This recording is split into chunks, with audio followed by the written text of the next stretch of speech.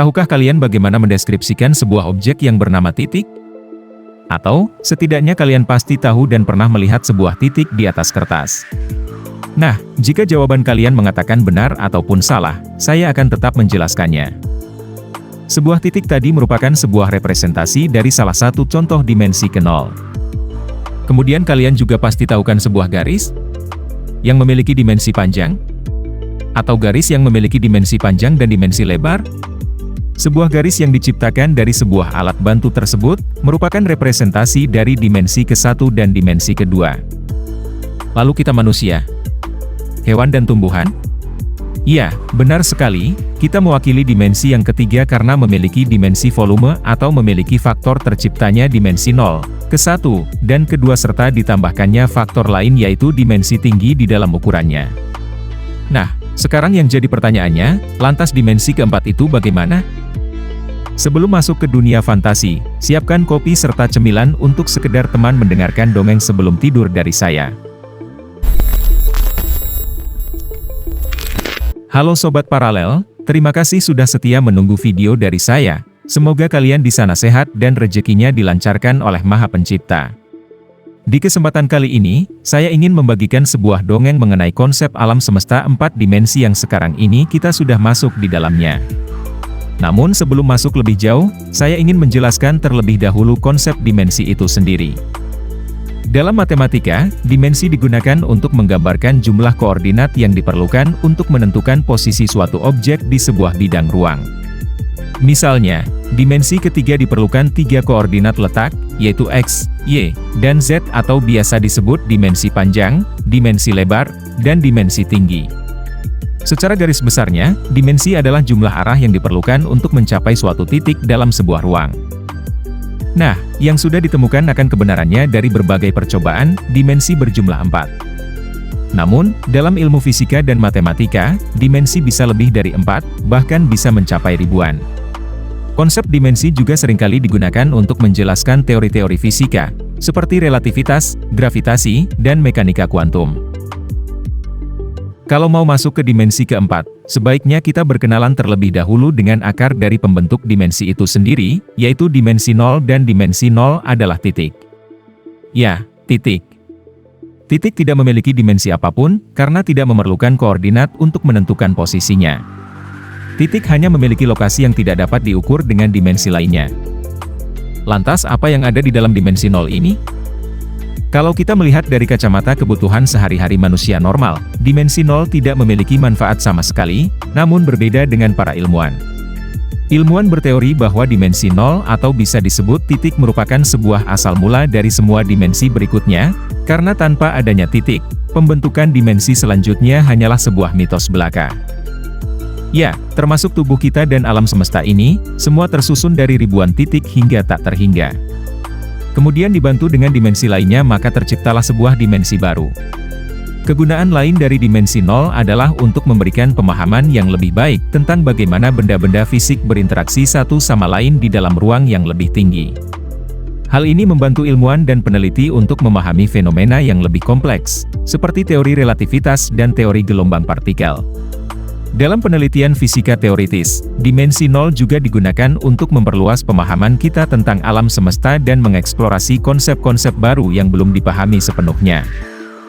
Namun, tetap saja, secara umum dimensi 0 tidak ada pengaruhnya atau lebih tepatnya kita abaikan saja untuk pembahasan kali ini. Dimensi 0 merupakan akar dari dimensi-dimensi berikutnya. Evolusi ini berawal dari ketika satu titik mulai memperbanyak dirinya dan berjalan ke satu arah yang mengakibatkan terbentuknya satu ukuran yang dinamakan panjang yang lebih dikenal dengan dimensi pertama. Evolusi ini terus berkembang hingga menciptakan sebuah ukuran panjang dan lebar dan disebut sebuah dimensi kedua, lebih tepatnya bisa disebut sebagai dunia 2 dimensi. Evolusi ini terus berlanjut hingga menciptakan sebuah ukuran yang bernama tinggi dan terciptalah dunia 3 dimensi. Dalam evolusi ini, konsep satuan atau ukuran waktu belum masuk ke dalamnya, maka para ilmuwan pun memasukkan ukuran waktu ke dalam dimensi ketiga, dan terciptalah dimensi keempat. Dunia 4 dimensi inilah yang kita tinggali, namun hanya sebutir pasir kita menjelajahi konsep dunia 4 dimensi ini. Alasannya mudah, karena kita tidak bisa mengatur ukuran yang disebut waktu. Waktu di dunia 4 dimensi yang sekarang masih sebagai ukuran yang absolut dan tidak dapat diubah, atau nantinya akan saya sebut sebagai dunia 4 dimensi permulaan. Kenapa saya beri nama permulaan? Karena ketiga ukuran, kita masih bisa rubah, namun belum bisa mengendalikan satu ukuran yang melandasi terciptanya dunia 4 dimensi itu sendiri, yaitu satuan waktu. Kenapa semua dimensi di bawah dimensi keempat bisa kita otak-atik? Secara umum, objek yang lebih tinggi kuasanya dapat mengendalikan dan mengatur objek yang kastanya di bawahnya. Ini berlaku juga pada dunia dimensi, di mana dimensi yang paling tinggilah yang mampu mengatur dan mengendalikan dimensi di bawahnya. Oleh sebab itu pada konsep dunia 4 dimensi, hanya ukuran titik, panjang, lebar, dan tinggilah mampu dikendalikan oleh objek yang berada di dimensi keempat. Lantas, kenapa tidak bisa mengendalikan waktu?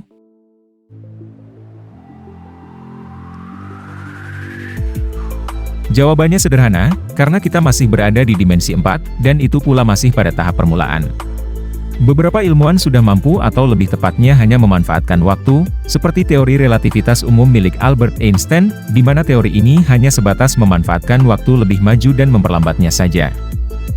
Dengan adanya teori ini, kita mampu menjadi makhluk penghuni dimensi keempat yang hanya dalam permukaannya saja, belum sampai ke dalam-dalamnya.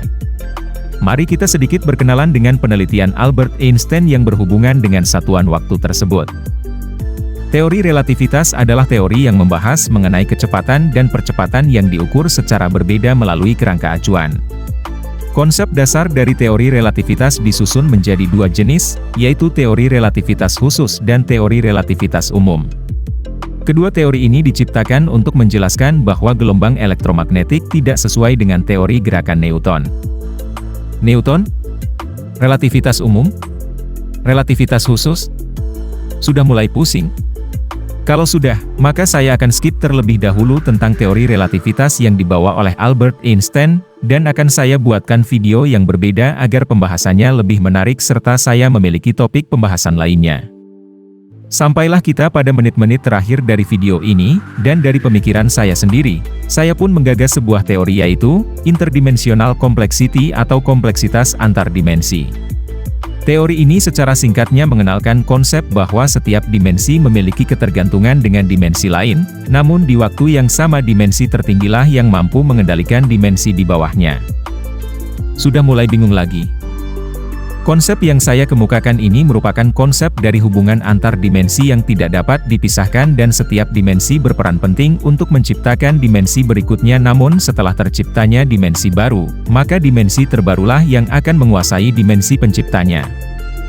Seperti dijelaskan saat evolusi antar dimensi, dimensi pertama tidak akan tercipta jika dimensi 0 tidak tercipta, kemudian dimensi kedua tidak akan tercipta jika dimensi pertama dan dimensi 0 tidak tercipta, begitu seterusnya. Dan pada akhirnya, konsep interdimensional complexity pun terlahir, di mana dimensi baru akan tercipta jika dimensi-dimensi di bawahnya saling beraliansi. Para ilmuwan menganggap bahwa manusia ada pada di dimensi ketiga dalam bentuk fisiknya, namun dengan konsep ini, manusia sudah berada pada dimensi keempat namun hanya sebatas di permukaannya, karena manusia masih belum bisa menguasai tolak ukur waktu. Namun jika teori relativitas milik Albert Einstein mampu dipraktekkan, maka dimensi keempat pun mampu dijelajahi lebih dalam dan menuju ke dimensi kelima. Namun kapan hal ini akan terjadi? Dalam perkiraan saya mampu menjawab dengan sebuah hipotesis sederhana yaitu, 100 tahun mendatang. Penjelasan ini akan aku rangkum lagi di video selanjutnya, jadi ikuti saja video-video selanjutnya dari saya. Pada akhirnya, manusia sekarang yang hidup tahun 2023 hanya mampu menyelam pada dimensi keempat dan itu pun hanya sebatas permukaan saja. Masih banyak pertanyaan yang belum mampu dijawab oleh para ilmuwan pada zaman ini. Akhir video, saya ucapkan terima kasih kepada para pendengar, dan harapanku mendatang, semoga para ilmuwan mampu menyelesaikan penelitian mereka dan membawa kita manusia menuju ke alam dimensi selanjutnya dan mengungkap kebenaran alam semesta yang begitu luasnya. Salam dari saya, dan sampai jumpa di video selanjutnya.